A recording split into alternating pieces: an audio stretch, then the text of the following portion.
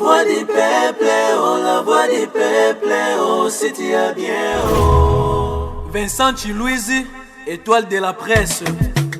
La voix du peuple, toujours longueur d'avance. Les informations partout dans le monde. La voix du peuple, toujours actualité na actualité.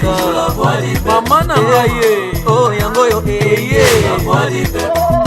Avec Vincent Louise, et ça la reine de émission de la presse. La voix du peuple, la voix du peuple, oh, c'est bien, oh. Et puis ça a biso d'information. La voix du peuple, la voix du peuple, oh, c'est bien. Partout dans le monde entier, va se pélier. Zobeta basita Miope, Asia. La voix du peuple, toujours longueur d'avance. La voix du peuple, la voix du peuple, actualité en exclusivité. La voix du nostalgie, bon moi ba news de l'obité. Dans mon news sur ba news Yasika. La voix du peuple, la voix du peuple, oh c'est bien, oh. Et un rabi sur ba musicien. La voix du peuple, la voix du peuple, oh c'est bien, oh. Les mbokatiers de la presse. Junior Botala, Tala, les lois du peuple. Sans oublier caméraman à sérieux. La voix du peuple, Zaya Moutounion, la voix du peuple, émission face à face. Yoka, Elengi à trop. Qu'est-ce que vous allez devenir? Ce qui est longa bakanginga. Qu'est-ce que vous allez devenir? Bozong la vie à croupir. Bozong la vie à passer. Oh, moi je m'occupe bien de vous. Le lobo comme lata bien, Souki a bien, Boza bien, Boza à l'aise. Alors, Nanga, na papa na bino. Nani beaucoup protégé. Yo. Gloria, toi tu me dis rien. Nani beaucoup protégé. On n'a pas le choix. Okay. On doit vous protéger. Ok, je vous propose ceci. Bino moko, bokende na la police. Boloba na la police boye. Papa na bino moto a viola kabino. Maintenant, azolinga boko selanga makambo po bo soutirenga mbongo. Non, s'il te plaît, pas jusque-là. Notre papa? Mais oui, pour me protéger. Songa na ke prison, vie na bino et baby. Gloria. Moi je m'occupe bien de vous. Imagine un peu bakangi. Intérêt na biso zani na kati. Yo mono mitala no boka nini? Biso mi bale to bimaka na ye. En ce moment, papa na nazo linga kendo fundanga. So bakangi papa Serge. Toko masuko mondier. Ko singa même bon serviette hygiénique oyo. Imagine un peu. Mais si bakangi papa, aza pour la prison, papa Serge va ne pas se bon. Je veux beaucoup plus vous soutenir.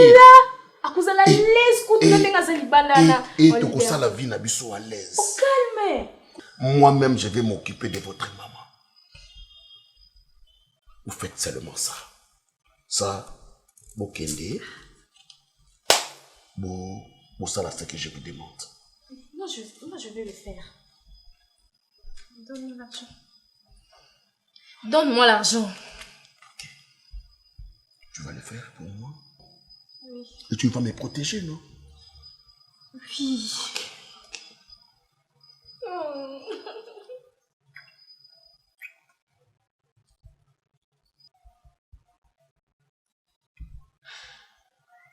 Moi aussi, bébé. Chérie.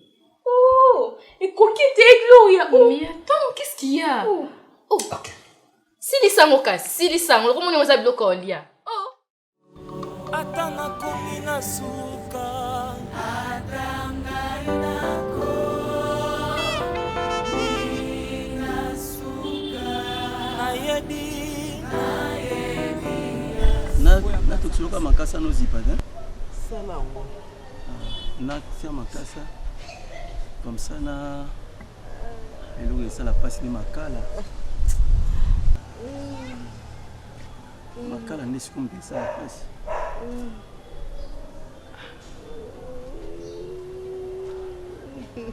Et ça la kilo.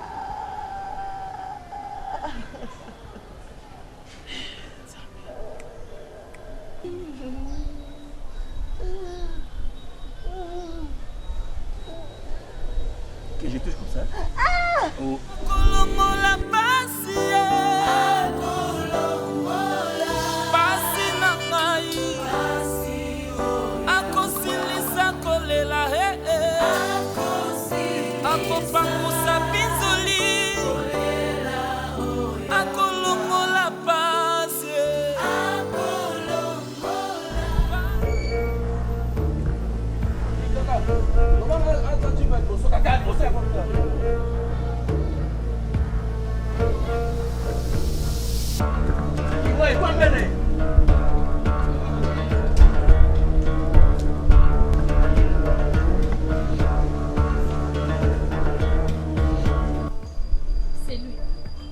Bonjour, monsieur. Bonjour. C'est la police. La police? Oui. Pourquoi? Oh, baza banana. Banana, non? Banana yo. Bafundi yo. Funinga? Oui. Nasalimba. Ceux qui bafundi mo, c'est que ça na dossier. N'est-ce pas? Bon. Naende kozwa yo, ya kosamba eza te. Olandi, soko oza na maloba o ngio loba awa, okoloba ngona dia. Awa te yoki. Sa mo rombango. Papa. Respecter ba tchao maboko te telema yo moko ka. On ba tchao maboko nde o telema mbango. Gloria. Sterling. Que se passe-t-il? Expliquez-moi s'il vous plaît. Richard. Il respecte telema yo moko. Rena benga be elema ba tchao maboko. Oki? Papa, salut. Mais on s'en va na moto mabe na ndako. On na mobali o violelo bana yo zo mona kaka esengo nde mobali. Soko molosi. Mutu mabe makasi. Bana na yo moko za ko violer bango pona neti. Nde mobali nde telema nanu papa. Gloria. Maman, c'est papa qui nous viole. Et puis il est l'auteur de Nyoso Oezo Leka Awa. Il a manigancé tout. Parce qu'il a besoin de structurer de l'argent chez papa Serge. C'est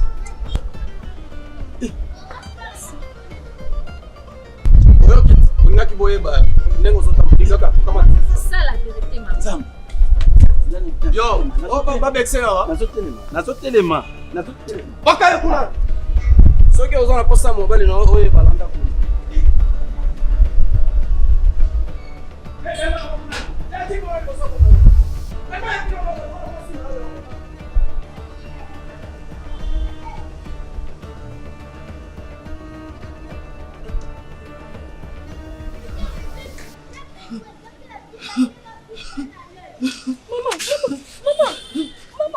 Maman, s'il te plaît. Maman.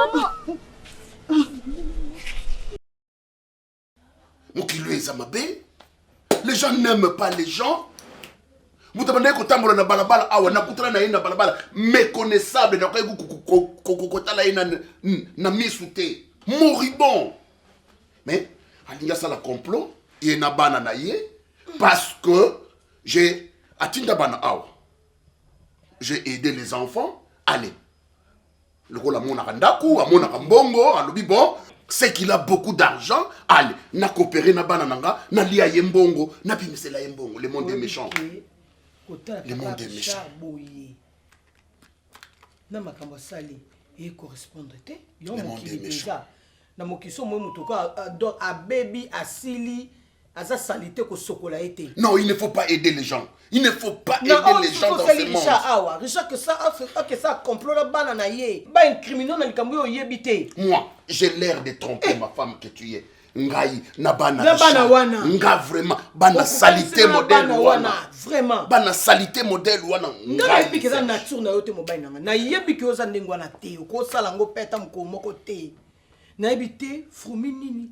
Diable nini o akoteli papa Richard ko sali kamande ngwana. Tant que toi yaka yo boya que asata sentinelle ngabi papa sandu keleta chance potika de kana sentinelle. Non, je l'ai examiné. Natala Ye Nanou. Quel est son cœur? Voilà, tout est à nu. Tout est découvert. Papa, c'est quelqu'un qui a un mauvais cœur. Papa Serge Salela. T'es maman B. Talanenge papa linga koseli kama munene boya ba kokite ba voué. Au moins que bana numéro 4 baza contre. Oya sali eh banga tout se paye ici bas. Nzamba futaye. Non, la justice déjà ici est foutillée. C'est foutillé mais non, arrêtons de mettre Dieu dans ça. La justice déjà ici est foutillée. Eh kitoko te motema be bon poani. Envier ngaka koma idée yo koma c'est non atalinda kuta Richard boko azwanda côté tatanga lobike akosike abimina bana nanga violer bana nanga allez baboto lindako papa bana nami côté bana nanga baboto ba bien pas quoi mimi na bisoti oko bana mo quoi mimi na ndeni non elles n'ont pas même l'âge de mimi asa mukolo na bango. Monsieur Richard Je crois avoir tout dit, monsieur l'OPG. Samy. Nga naza magicien te. Monsieur Richard, comme na tuni mutu. Répondre à la question là. Vous sur la nende. Monsieur l'OPG. Vous tapez ça qui a information que monsieur Serge Mwembo, le tout puissant, di makana bana na ngami balé ya basi nzela moko. Ezali mon collègue le chauffeur ya boss. Vetika na mamba collègue. Ah. Monsieur, OPG. Non, la personne malou. Keba. Ok, Keba. La personne malou. Monsieur Richard, continue. Nazo kamondenge azako. Lobanga na yo kande yo. Muta informaki ngai makamani sozali ye. Yende mutazwaka mbongo epa ya mambo na petit ya ngote. Eh, merci. Yo, Keba. Mukonzi. Olingi afa osamba babeto fimbo zonga mutu. Keba. Ok? Sem. Mais moi je n'ai aucune autre vérité à vomir ici. Mutaebisaki nga makamani soana ye. Mutazwaka mbongo epa ya le tout puissant. Apesa bana nanga soki bana nanga ya basi bazana besoin ya mbongo. Donc intermédiaire ya mbongo ezalaka ye Samy. Sikoyo, je sais pas, ozo wanga na makamani so ende.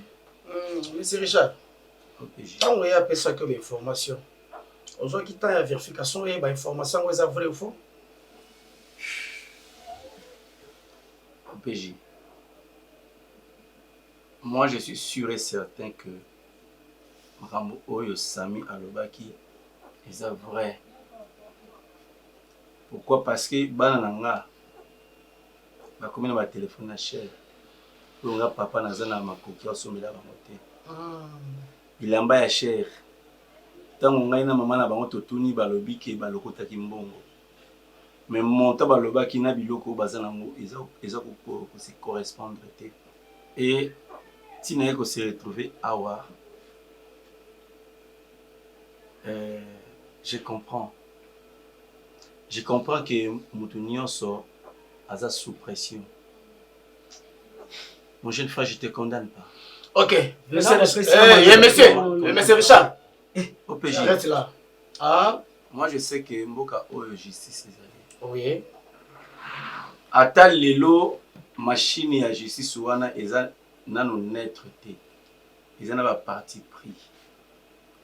Mais parmi Bato Obako Kopé Sabiso, justice il y a des hommes intègres. Et pour le moment, ce qui est à Wamani. Est-ce que OPJ, Ozoé Baké, des Nazabo Naza innocent? Mais je suis en train de dire. Amakamba corruption exacte ya. OK? To sande musala. Wa kutangisa ngaba mibe côté balwa ou bisanga igolo hapana. Samy. Olandi monsieur Richard bien? Nalandi bien mokonzi. Yondeti. Mokonzi azokosa mokonzi. Ngai te. Azokosa. Azokosa mokonzi. Monsieur Samy. Monsieur Samy. Mokonzi. Ko komito na yo. Olandi nga? Ko bomba iro ko mote éclaircir ngai très bien. Olandi? Monsieur Richard, quand ça t'a eu zoloba, nalinga ki aloba te. Hein? Meneza tourna yo Samy. Expliquer ngai très bien. Olandi, so que za ko beta monoko zoloba gauche droite etali yo kaka. Papier tikala kaka papier. Olandi yango? Le sil ngai ndenge li solongo ezalaki, ndenge yo monaki ba masolo nyos beta yango na misu ya nani?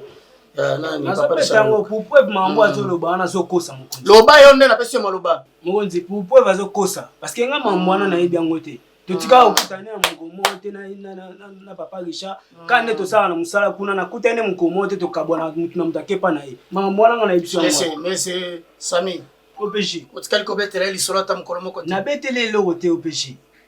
Ata mukolo moko te. Oyebi makambo eza boloko pana. Oyebi yango? Mokonzi nga na yebi logo te. Yo sana ba preuve. Na sana ba preuve te. Balembe pole yo.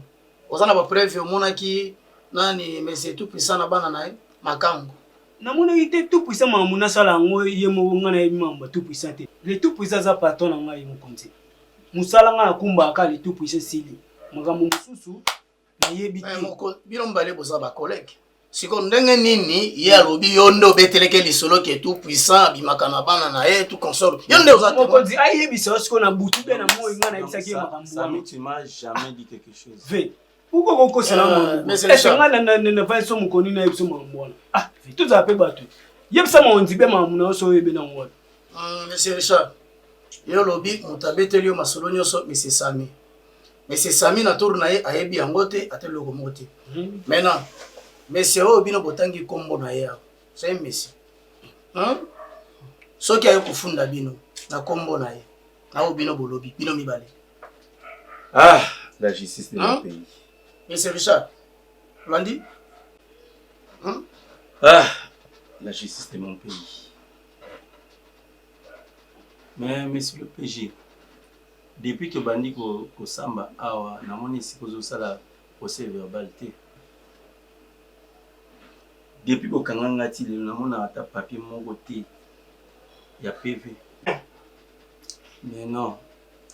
Les paroles s'envolent, les écrits restent. monsieur yo kolakisanga ndenge akosala PV mosala oyo bambula ebele nga nasali yango yo nde moto otangisinga baklasse Mais c'est le PG. apana yoka malembe yo komotangisa ngai Mais PV yoka nanu polepole yoka na bisa yo soki bokenda kosala biloko na bino na bacontener awa te nga aza moto ya babiloko na bino apapamba te avant ya kosala elo PV okoyoka yo nakoyoka yo après nayebi moma nini nakosalela PV yo kotinda ngai te yosola na ngai PV osali te yo kotangisa ngai yo kolasanga ndenge kosala PV oza ndisipline makasi keba pourquoi pas a déclaré nani PV OPG mokonzi ntango nazo malembe polepole ntango naoyoka yo nakosalela o PV moma tole ye mpe nakosalela ye PV mutu na mutu na moto me nakoyoka nanu bino mosala esalamaka bongo yo olakisanga mosala nalakisi mosala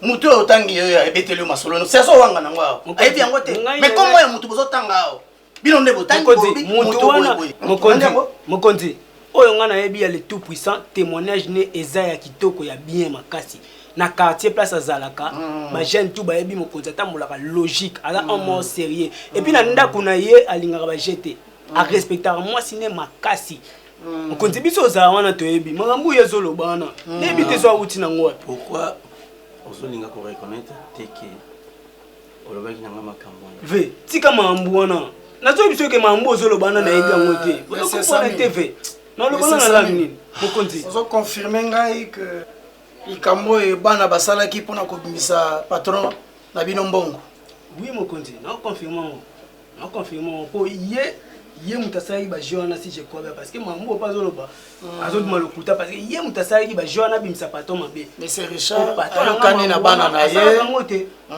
ayokani na bana na ye moto ankeka mambo wana nyonso ye namoni yango sukwa lelo donc bana basala je babimisa patron le tout puissant mabe ye namoni yango lelo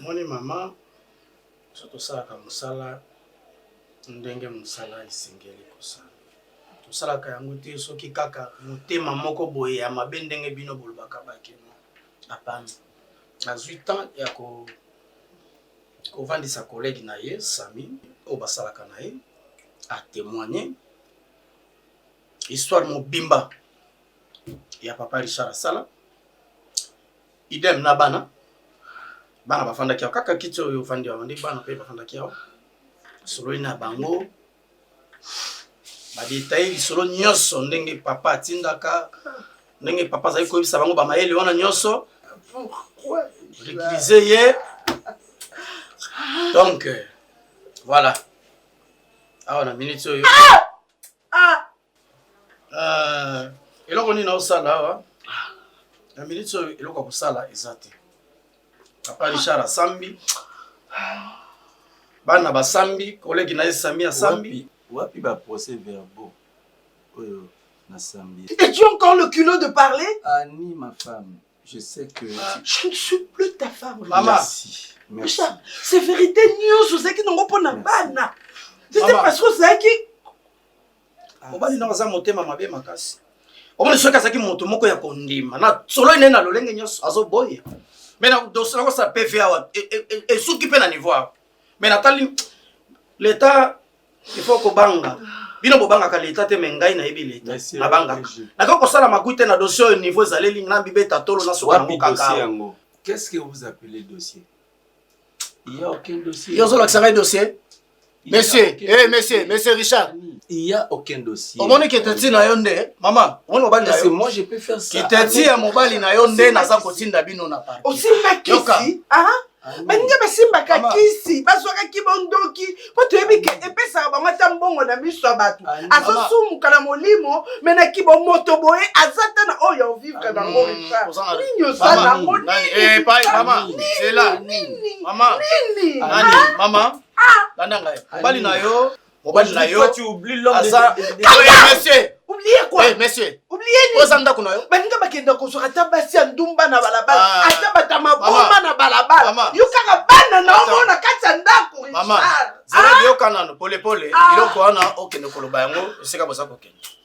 Mobali na yo yeba yango amemi bino na berere pe akocha ona berere. Aza mobali mabe. Pe asa maluba mabe. Osali art moko ya mabe eloko nini il faut ça pour mekitisa. Papa, mais yo za komikitsa te oza na lolendo makasi. Mais osali mabe. Osala nini? Na koke na ngabo sana nini so kolinga papa. Na lingi ndo yeba. Osala nini awa? Dossier ya mobali na yo naza kotinda yango na parquet. Dossier ya mobali na yo naza kotinda yango na parquet. Nde sika bozo kende kolandela dossier na bino. Zolanda ngai maman.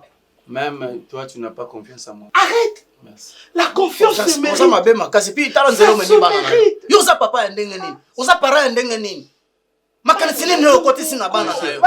Monsieur le PJ. Dis tu n'as pas droit. Non, respect que je dois. Je sais être un parent. Oza nelo ka koloba te oza indiscipliné makasi yo. Para nini yo? Yo oza la sanga parent. C'est injuste. Wana ngai. Vous êtes injuste. Vous êtes injuste. Kende kuno kende na parkende o kende ko samba bien indiscipliné. Nani ya kolongola maloba euti epai na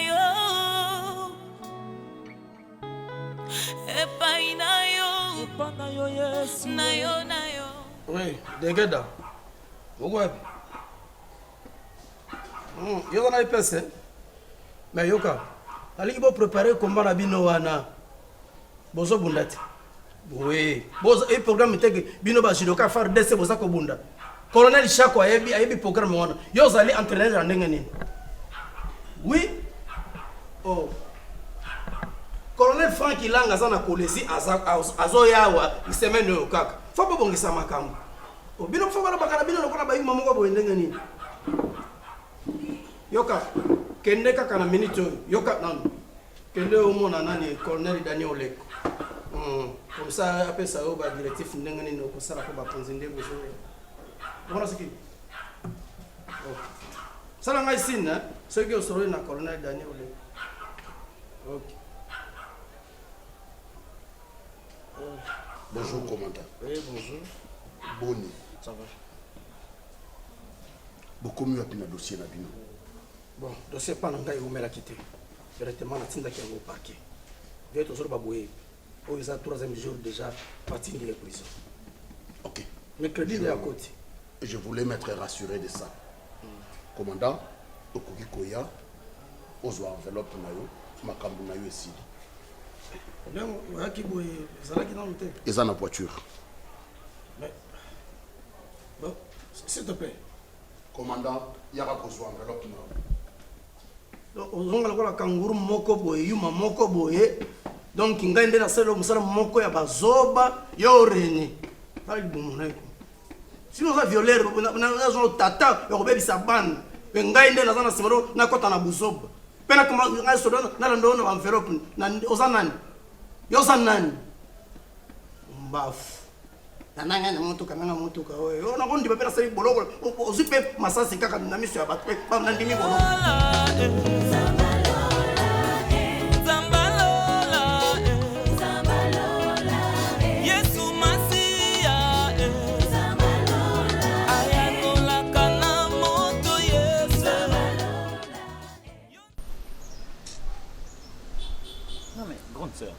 C'est impossible. C'est impossible. comment un père peut lui-même là commencer à consommer ses enfants. Donc moteki makala alambelaka ba makala na ye aoteka nini.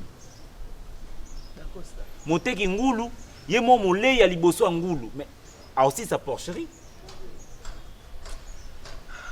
Et si je n'étais pas venu ici pour une mission spéciale, je suis hein? Je suis en train de mener des enquêtes qui te Kisangani pour Kinshasa pour la Bandumba. Et donc, il faut que tu aies une boîte de nuit. Mais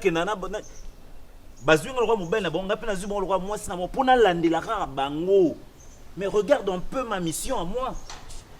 Si je suis en train de mener des enquêtes pour la Bandumba, prostituée, au point de changer toute mon apparence, Boni, lorsque tu as détecté moi signaux, il y a Mike, et pas papa, mobile, tu ne pouvais pas me le dire. D'accord, ça. Non, avant non kuna. Je ne prends pas sa part. Yaya. Mais avant nanan kuna nan. D'accord, ça. Il doit purger. D'accord, ça, tu connais quand même Richard. Oh, je connais mon mari. C'était du satanisme alors. À Kotiwapi, Yaya, à Kotiwapi. Je revois comment Richard s'est vertué ici. Il a coupé sa main et m'a conseillé. Richard a toujours protégé l'honneur de sa famille. Mais que lui-même soit là encore à... Mais Yaya, ça le trompe-œil. Ça le trompe-œil. Oh là là là là. Mais attends, dans les filles, baye qu'on dénonçait papa. C'était ça. Pas d'Acosta, même pas. En fait, tu connais Richard. Richard a amené le roi. Non, Yaya, je le connais pas déjà. Ce tokomi awa c'est que naïbe souté. À chaque fois, je te le jure. Il s'agit quand même de mes enfants. Je te le jure. En tout cas, Richard a toujours recommandé na kenda ko se sabana na ba visite. À chaque fois nazaki na kenanga, bana pe azai na problème te to kende to sel visite ti bana bazaki vierge. Bango mi balé. Ata moko azaki na no yebi mobali te. Donc ba plainte comme ya et tout. Ndé Richard a eu sanga le bit mais kana tu comme bana wana. Parce que façon na omone la bano yo. Na omona comme si basal sunde basaki. Do yimo abi mais na boya kinga ku na baina Richard toujours cette sabana visite ka kalate awa. To kende lisu pona a insister et comme qui ya osilika. Richard mtatindanga tia silika na kenda. Na sabana to kende bana oni bosu basaki na bango kende sans problème bakomo boya. Bakomo boya to kende te to. C'est quoi le problème? Yango pe yaki ko efeyenga. Yaki ko efeyenga finalement je me suis dit j'ai insisté pour que toi que otalis. OK les pour Bruno. Bango mi balé et je me dis au même moment. Grande sœur, laissez-moi te C'est alors que Baya bim se que non, papa n'a pas honte à salia. Et puis ça ne s'arrête pas là. Hein? Comment Richard a voulu continuer bana ba idée à modèle yaki bondo qui a satana. Hein? C'est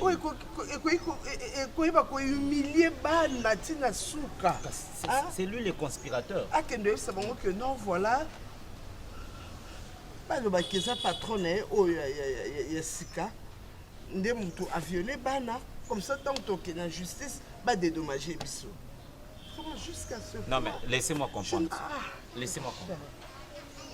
Richard se donne la peine, il y a vérifié la santé sexuelle à Bana, papa,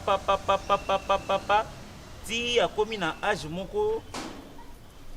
Ah oui bon, c'est que na longo na âge Bana ba longo na âge baza ba mineur, ba commis consommable. Nga moko na consommé. Même bango pe. Ton papa bango bandi likambo na bango. Pourquoi ba yebisa ngate? Non. Parce que ka bana mabe. Ya.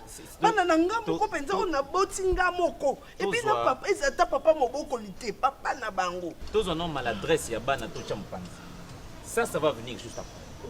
Tous ont conscience, amour parental. Non maman. Ya. Mais un père qui consomme, c'est ça le problème. Il y a une fois purgé qu'on a bâti à la cellule garçon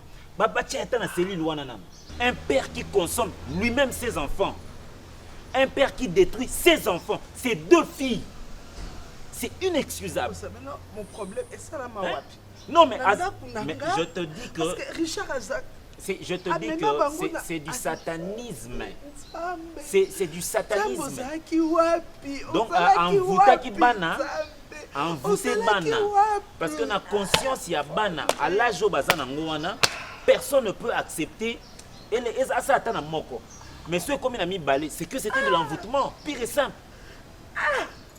Vous êtes où, Baza?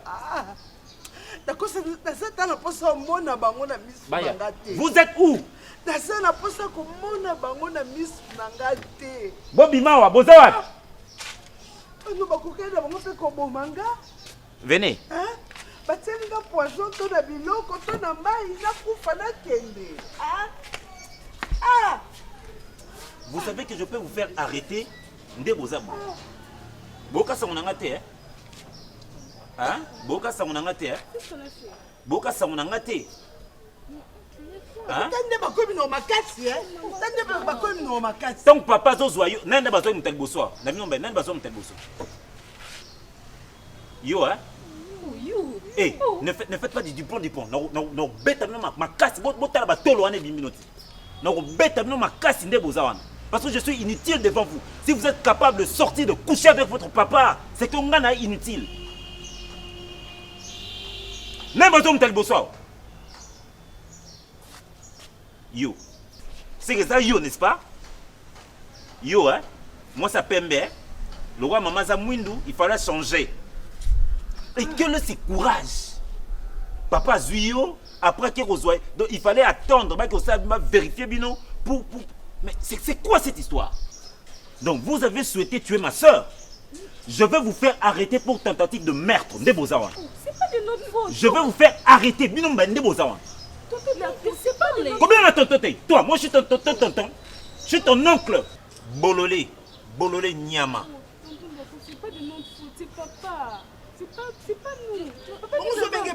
nous. Benga chéri. Benga bouchou bébé.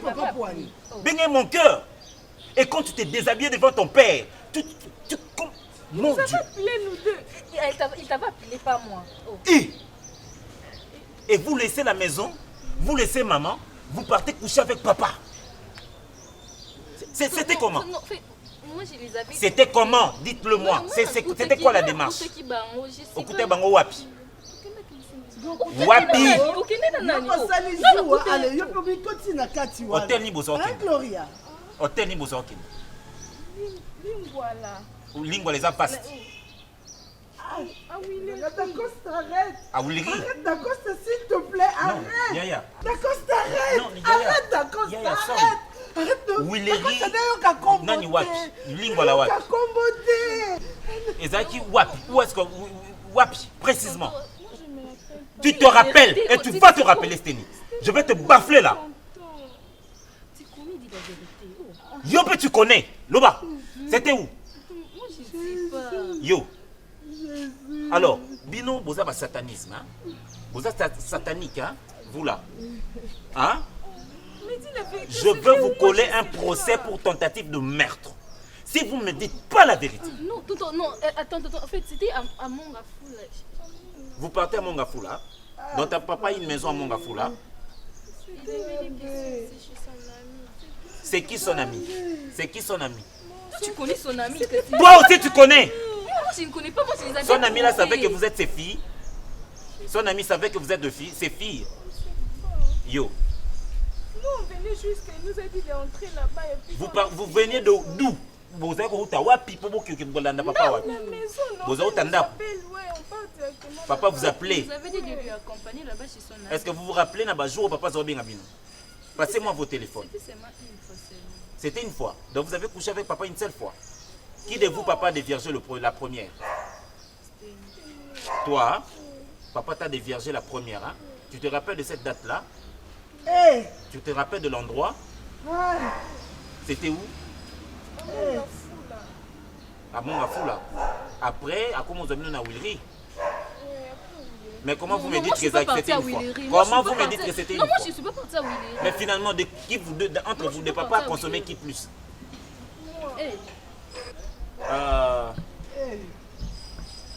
Vous vous souvenez de l'onga camarade à papa?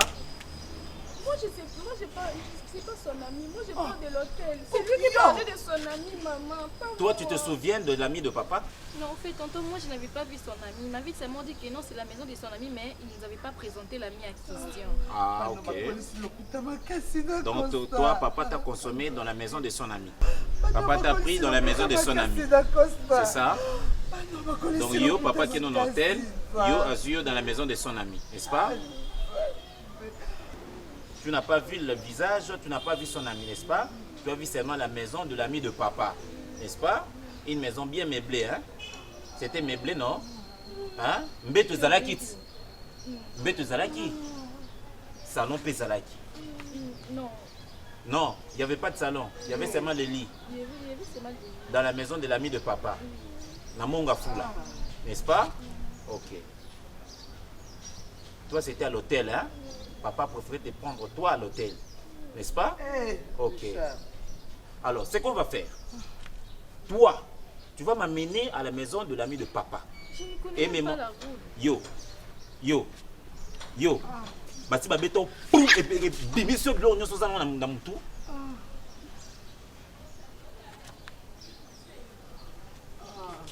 Toi, tu vas m'amener dans l'hôtel. Bipa wapi papa za osangana yo. Je veux voir ces gérants-là. Tonton, d'accord, je peux dire la vérité. Donc, tiens, le vérité. C'était ici à la maison. Quoi? C'était ici à la maison. Mais j'ai dit la vérité, c'était à la maison, non? Oyo meka okosa ngai susu. Na okata chaîne to nyonso to na nzoto na ye. OK. Vous savez qui je suis, moi? Je suis un inspecteur, moi. Je fais partie de cette équipe d'enquête. Je ne viens pas enquêter sur vous seulement. Moi, j'enquête sur la mort de grandes personnalités. Ok? Ça va? Je dirige une très grande équipe d'enquête. Et là, je suis encore en mission. Nako beta bino na kati bino banzoloko na tie bino banzoloko na tolo na bino na tam so mo spécial. On te montre qu'on spécial tata na bino pour mon qui biberon. Nga na ko kata bino bambeli na ko kata bino na ko kata bino banzoloko tel que vous êtes là. Non mais Yaya, elle bête avec moi. Les gars, vous passez là. Bon les gars. Toi ton père te prenait à la maison. Ton père te prenait à la maison. Tu ne prenais pas pour ça. Tu ne faisais pas faire la maman. Boyoki lengianzo tata. Bino boyoki lengianzo ya tata. Et lengianzo bino boyoki yango ya tata. Vous deux là. Yo, na yo, boyoki lengianzo ya tata. Nzoto e binisi bino. Boyoki lengi nango, bo consommer ngo nyo lo ba cycler.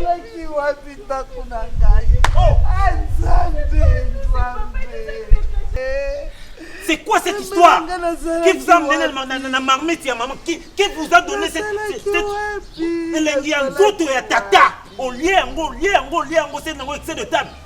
Oh! Toi! Allô, Champi. Bando velisaki nga na restaurant nazela wakayo. Naza mwesa ndumbete quand même. Maître. Je ne sais pas comprendre. Je ne sais pas comprendre parce que la déclaration de M. Richard vous inculpe. Maître, Richard, c'est un ami avec qui on a étudié ensemble. Totangi na Richard ensemble. Bon, bien qu'on s'est perdu depuis beaucoup d'années, Tomona Ninaye, c'est un ami que je voulais aider. Oh, le monde est méchant. Ndekonanga mokilieza mabe. Tukutana naye bisaki en attendant, loko la poste ya musala ezana nute. Zalana nous sentinelle pananga. Ah OK.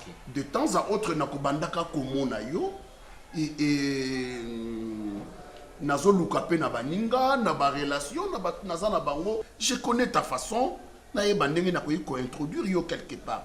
Mais Richard s'arrange avec ses filles pour que bako selanga makambo oyo nayebi à me voir comme ça, avec tout ce que j'ai comme argent.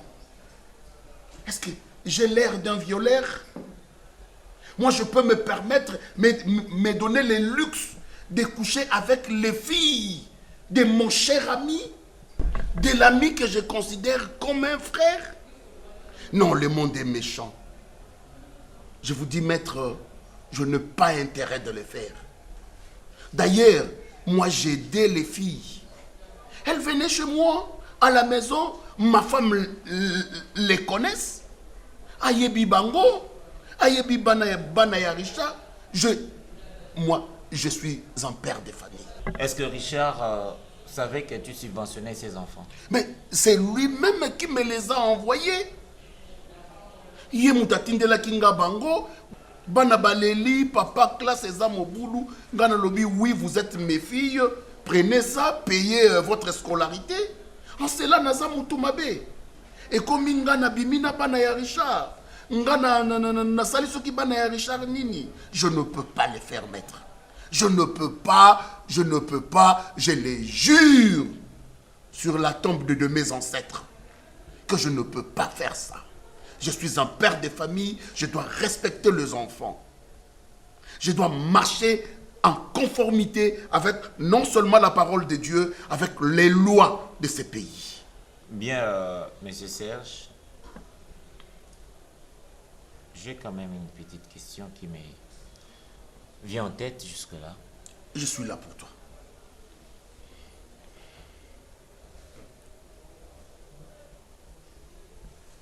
Êtes-vous sûr? Je l'ai dit tantôt. De ne pas vraiment, réellement toucher aux enfants de votre ami d'une manière ou d'une autre. Je jure devant la tombe de mes ancêtres que je n'ai jamais touché aux filles de mon ami Richard. D'ailleurs, c'est un frère pour moi. J'ai du mal à aller le voir en prison. J'ai du mal. Alors, je ne sais pas, je vais faire... Mais êtes-vous sûr que Richard pouvait toucher, abuser sur ses enfants? Je ne sais pas. Je n'habite pas chez lui. Il vient travailler chez moi. Tantôt, il rentre dans sa maison. Et je ne connais pas sa vie. Mais sinon, s'il est capable de toucher à ses filles, en fait, parce que les filles l'ont dit, on peut en être sûr. Je vous dis.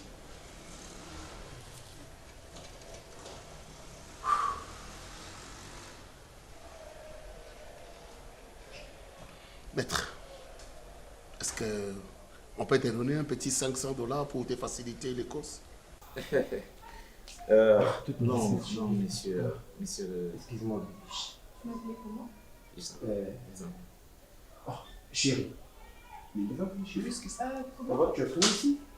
C'est quoi ça? Bon. En fait,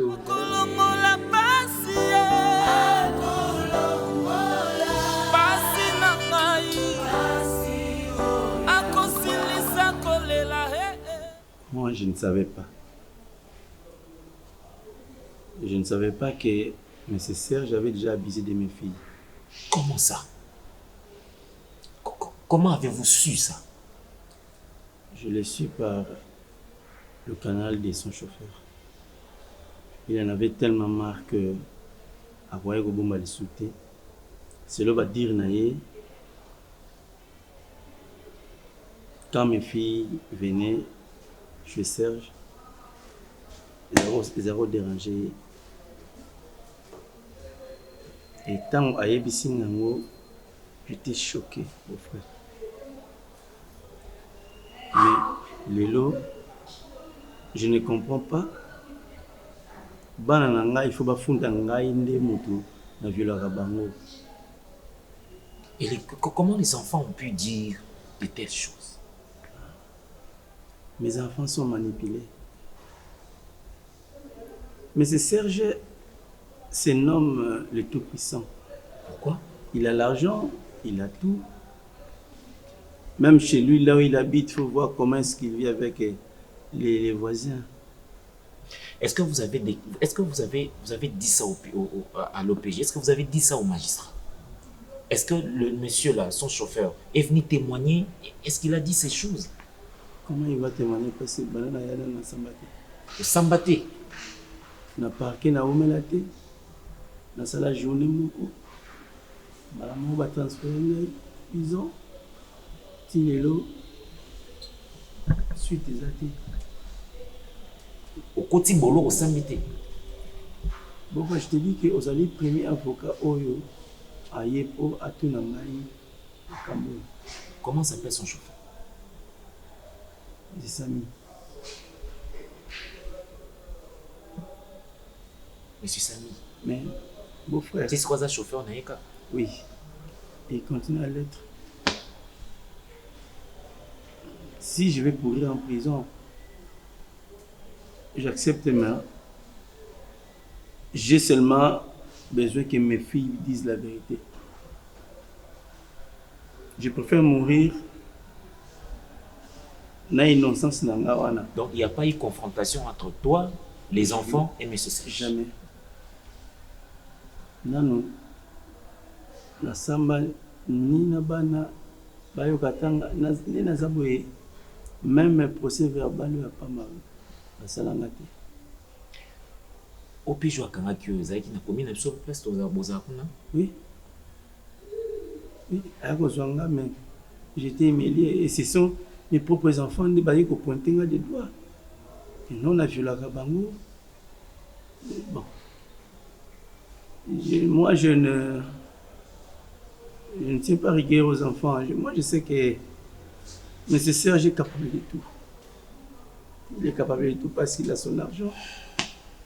Mais je me dis, je me pose des questions. Je comprends. Comment mes propres filles peuvent arriver jusqu'à ce niveau? Mais calomnier comme ça. Vous avez eu un problème particulier avec M. Serge? Aucun problème. En fait, c'est vraiment ton ami d'enfance? C'est mon ami d'enfance. On a étudié ensemble avec lui. La chance lui a souri d'avoir l'argent. Et moi, je suis en train de crever. Je suis allé lui demander un service qui me donne un poste de travail. Il m'a proposé le poste de sentinelle. Je l'ai accepté. Attends, tu as travaillé chez lui, étant sentinelle? Oui. Oui. Tout a commencé quand je suis tombé malade. Mokolo Oyo Natindaka Bango, je sais que tout a commencé là. Connaissant M. Serge, c'est quelqu'un qui saute sur tout ce qui bouge. Il est marié? Marié à une très bonne femme, Madame Thérèse. Yé Moutasalinga Mabe, avec Bissibana Nanga. Mais aujourd'hui, c'est moi qui paye le prix à prisonnier. Je me dis, comment le monde peut être injuste comme ça?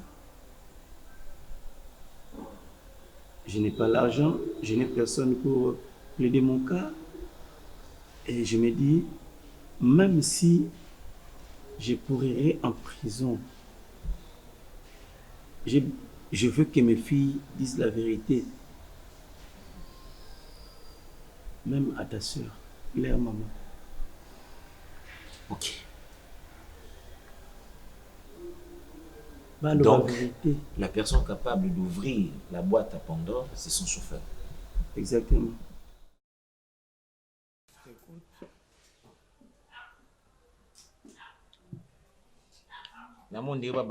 Est-ce qu'on peut encore servir? Ah, ok. Eh bien, je ne suis pas vraiment l'inspecteur. Je suis en même temps un avocat, de manière informelle. Sinon, trinquant. Poliment, ils ont invité, c'est que moi, je dois prendre le premier. Tout à fait. Je comprends. Eh bien, je disais donc, je suis en même temps avocat de manière très informelle. Avocat de Monsieur Richard. Si quoi yo, Monsieur l'OPJ, nakendaki nakalam auprès il y a magistrat ou saisi ça qui dossier au yotindaki. Naki koluka procès verbal, il y a monsieur Richard. Le magistrat me renvoie na bureau nao. J'étais très étonné, Nabi. Oh, comment un magistrat peut directement transférer quelqu'un à la CPRK? Azala na procès verbal là. Bon, j'ai vite compris que c'était un corrompu. Alors, Nénobité, le dossier qui oppose M. Richard à ses enfants, forcément, ils ont été en confrontation dans le bureau et à OPJ. Raison pour laquelle j'ai souhaité voir par intellectualisme ou pour honnêteté professionnelle au MECA pour remettre les DPV, en fait 3 je crois bien. Il y a M. Richard et aussi bien à 2 filles naïe, si c'est possible. Nangeto selon un bureau, mais après je me suis dit bon, de manière très confidentielle les élèves sont bien, peut-être que tu auras à m'éclairer sur certaines zones d'ombre. Après je passerai dans ton bureau simplement pour éclairer le dossier pour qu'il y ait un peu pour voir clair sur ça. Ok, merci maître. Radio na boké binyos. Vous appelez mon ami Bec. Le bidon la casse. Alors soda moko bien formé. Tangi ba classe. Alors moto moko te ba pesinga ikaka pete ba pesinga ikaka biro moko boy. Vanda na okaka. Bon sala kaka msala moko chamba na poche. Hapana. Na tangi classe ti na voyager moi bamboka pe belé ti na zana kishasa. Mutongo akosakana na ngai te. Na ba classe on va na te. Ok. Mais si on a ça comme kumisa ba lolenge moko impolitesse na biro na ngai pe aza ko beta mais ça asa indiscipliné makasi de monsieur Richard. Oui. Ok. Bon. Na moko kene mo lumbango pona kuzwa ngonga te ko moni. Bon, ezaka ka yonde na respecter invitation sinon ngako kuta ngai parce que makambo eza moi mingi ya ko sala bon ko décevoir yote.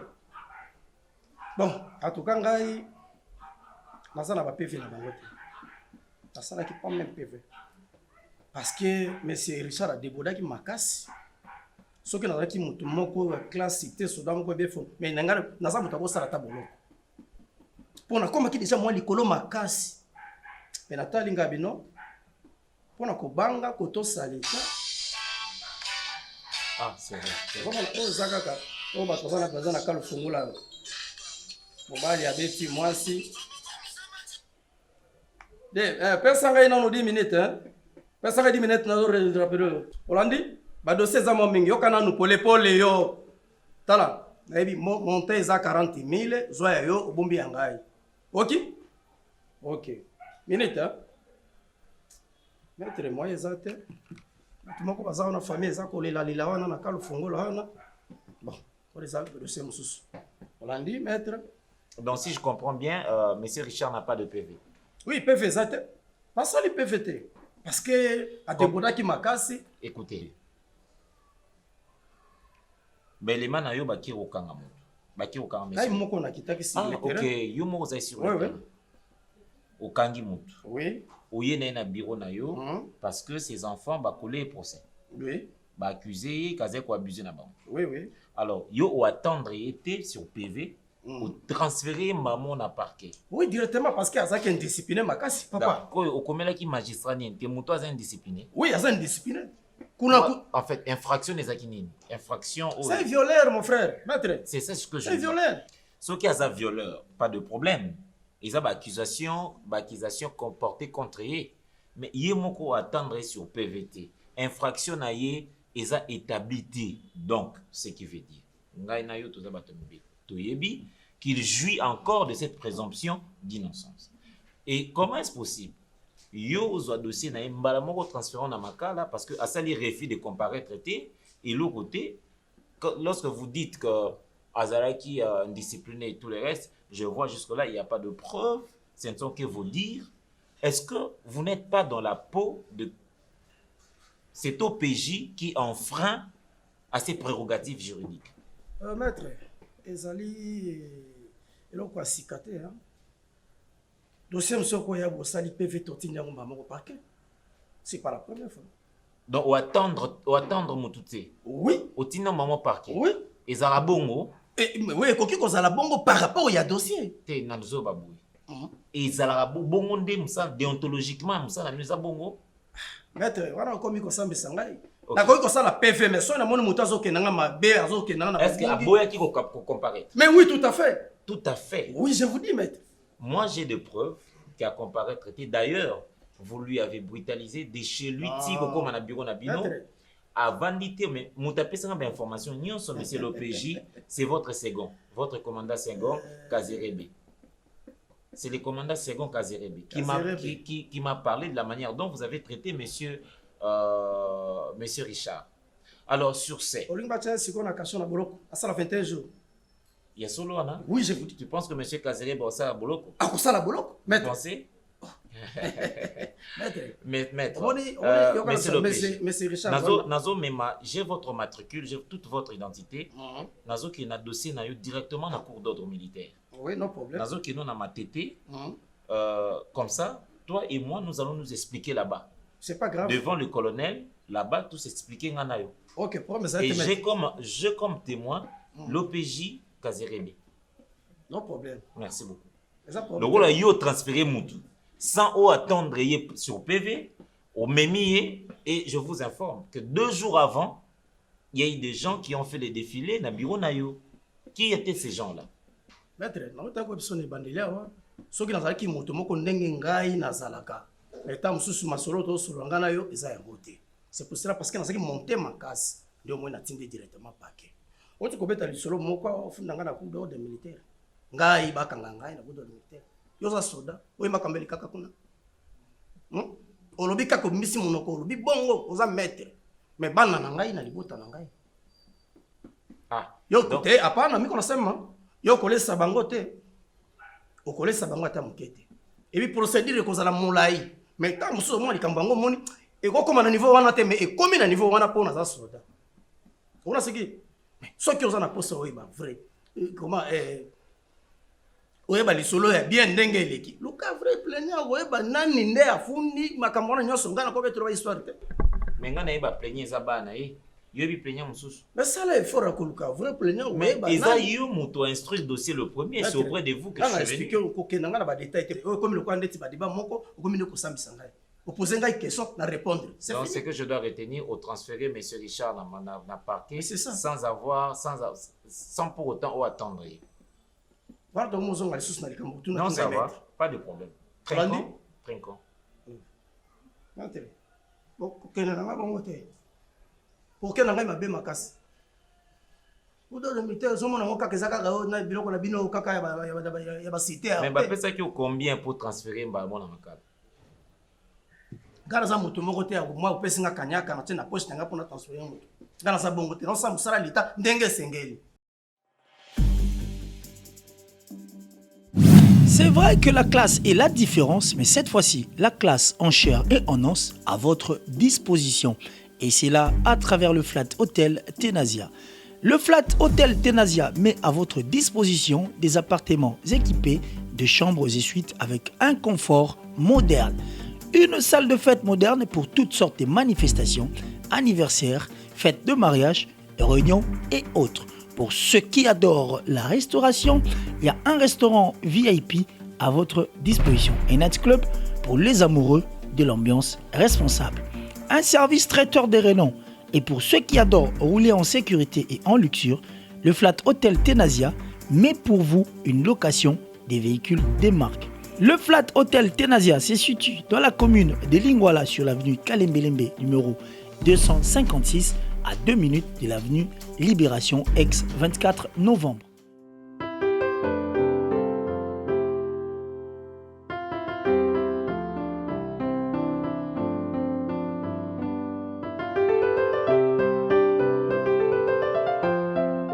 Le Flat Hotel Tenasia, la classe, la sécurité, l'assurance en chair et en os.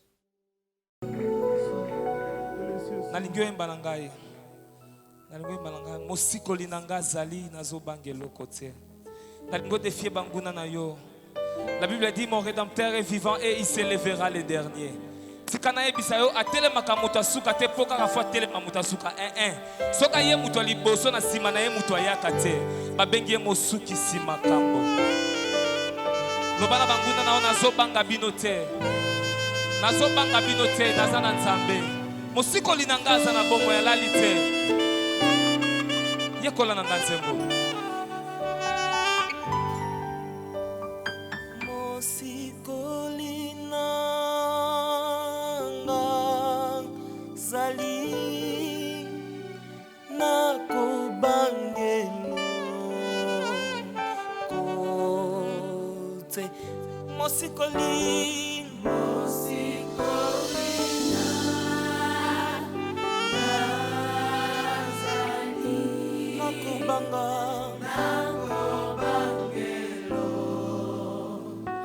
yemba lisusu mosikoli na ngai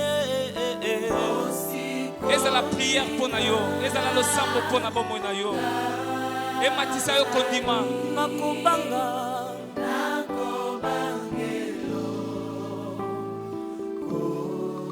ata nakomi na suka ata ngai nakomi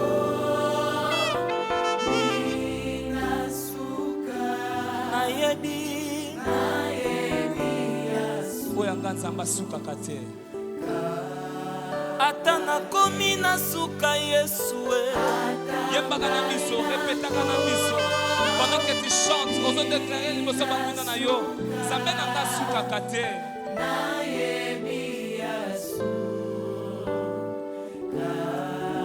yesu akolongola pasi pasi na ngai akosilisa kolela akopangusa binzoli akolongola pasi pasi na ngai akosilisa kolela akokabusa binzoli nayebi yesu nayebi mosusu te nayekola kogumbamela nzambe mosusu te nakotalela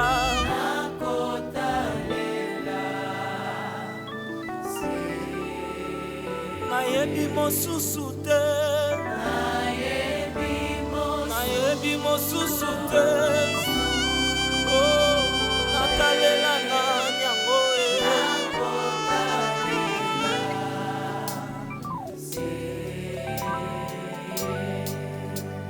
nalongola kobanga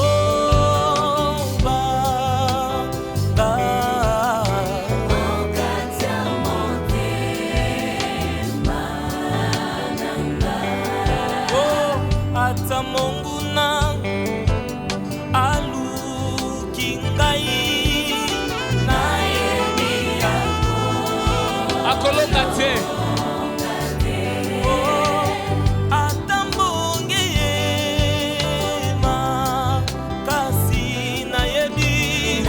mosungi alali te nayebi mosikoli na nga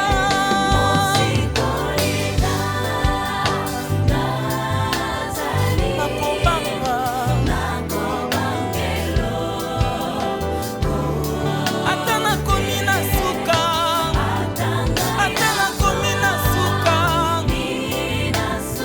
nayebi yesu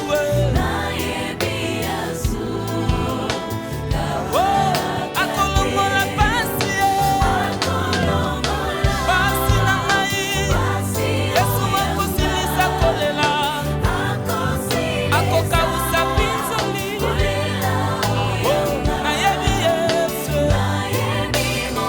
nayebi yesu natalela nani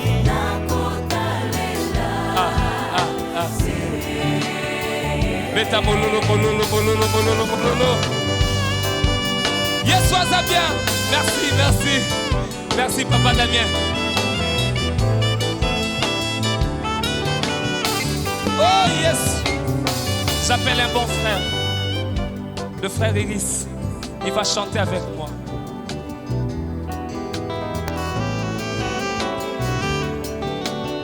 mon frère. Alléluia.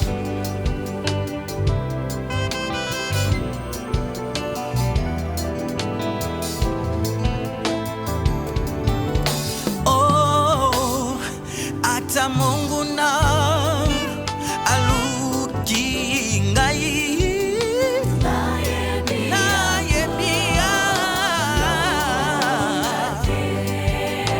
Nzambo ya kambola mai na monana na biteni mibale.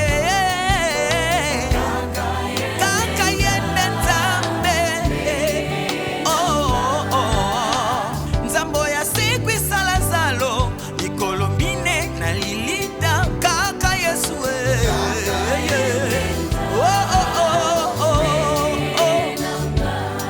Ebongo nzambo ya pesa ana mwana tango bato bazomona komba nzamba yebi kaka yende nza yeba mosikoli nanga azali nakobanga te ata nakomi na suka ngai nakomi na suka.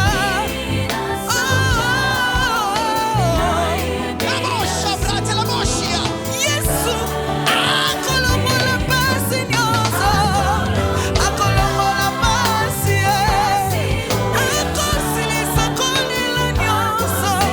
Yesu Yesu lepasi okobosana nyonso, soni wana okobosana nyonso.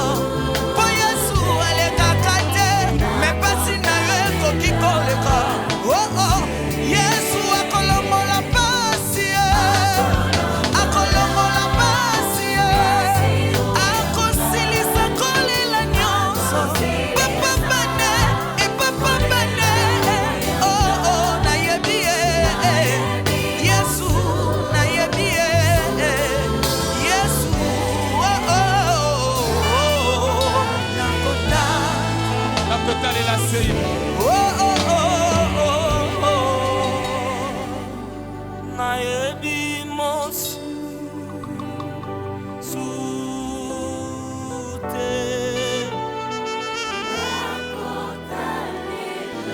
Alléluia. Yemba. Nayebi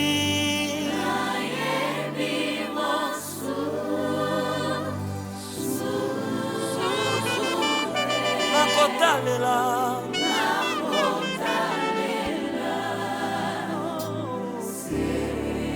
na mongo mwa mabanga zobokola bana.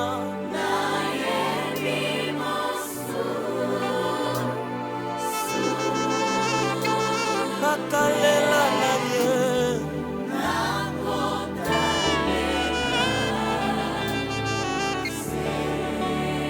na kelasi nazotanga Yesu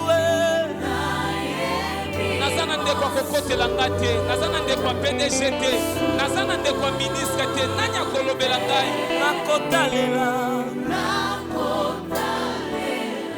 Alléluia. Kuna na parke nga naza na moto te Yesu, nayebi yo avoka malamu Yesu. Yawe kata likambo na nga Yesu. Alléluia. Balobi nateka nzoto mpo nazwa mosala Yesu. Nakoteka bonzambe te, nakoteka bonzambe te. Oh, natalela na nyango